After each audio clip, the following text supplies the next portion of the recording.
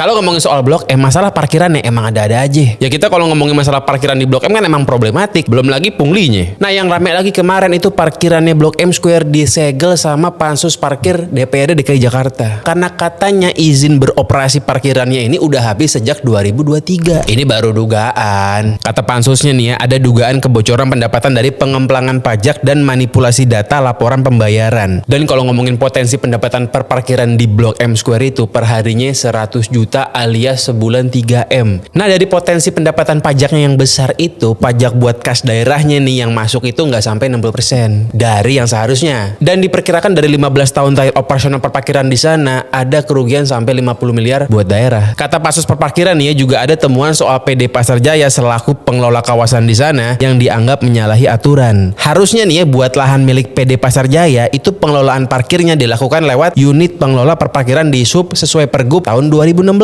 Tapi pada prakteknya perparkiran di Blok M Square itu diserahkan kepada swasta. Bahkan ada dugaan pengelolaannya itu disubkon lagi ke swasta-swasta lainnya, jadi berlapis-lapis. Ya kalau menurut aturan yang namanya izin perparkiran itu nggak boleh disubkon-subkon. Nah kalau ngomongin parkiran mana yang disegel kemarin itu parkiran yang di Blok M Square. Kalau lo sering ke Blok M nih ya pasti lo tahu parkiran sini kebagi dua. Ada yang parkiran punya taman literasi, itu parkiran Mall Blok M namanya. Itu parkiran undernya PT MRT. Nah satu lagi parkiran yang Blok M Square. Itu dia under PD Pasar Jaya. Ini kelihatannya kayak satu area padahal kepisah. Lo nggak bisa tuh masukin mobil dari taman literasi ke Blok M Square, nggak bisa. Nah yang kemarin bermasalah itu yang parkiran Blok M Square-nya. Nah kalau ngomongin yang ada pungli bayar dua kalinya di mana bang? Ya kurang lebih di dua-duanya sih. Cuman bedanya kalau yang di parkiran Blok M Square itu tidak semuanya ada parkiran pungli. Gue ini ngantor di Blok M kurang lebih udah 5 tahun lah sejak 2021. Nyiriinnya gampang. Kalau yang bantuin lo parkir itu dia pakai seragam vendor parkir, itu dia sebenarnya nggak pungli. Ya itu ibaratnya lebih kayak tips aja lah, lo boleh ngasih boleh enggak. Nah tapi kalau yang nyegat lo pas mau keluar dia nggak pakai baju vendor parkiran, itu pungli, dia maksa. Kalau yang di parkiran Mall Blok M malah gue lihat sih semuanya pungli ya. Terutama yang parkiran deket donat viral tuh. Waduh itu si abangnya gue udah apel tuh. Nah gara-gara kemarin sempat ada penyegelan itu yang pungli-pungli pada kabur. Ya cuman nggak tahu deh, sekarang belum gue cek lagi karena gue udah pindah kantor ke Pangpol. Gue sih sebenarnya ngedukung area ini dibikin full pedestrian aja kalau gue nih ya, kalau kita mau utopis gitu. Ya toh kan ke Blok M gampang, transumnya udah banyak banget ya, dari segala penjuru Jakarta mau ke Blok M tuh gampang. Tapi ya kalau bikin full pedestrian sebenarnya sayang juga ke potensi pendapatan parkirnya. Ya karena kalau parkir itu kan pendapatannya lumayan ya. Ada bagian buat kas daerah juga tuh, ada pajaknya. Nah gimana menurut lo? Punya pengalaman nggak tentang perparkiran di Blok M? Dan gue ini baru kemarin pindah kantor ke Pangpol. Kenapa? Karena Blok M Square udah makin rame. Gue udah nggak sanggup kalau di Blok M Square mau nge-tag video nih. Aduh cok, berisik banget. Dikit-dikit ada panggilan restoran. Lu bayangin sebelah kantor gue tuh kemarin ada restoran dari jam 7 udah ada yang ngantri, udah nguler. Udah pada gila orang. Demen banget makan di Blok M.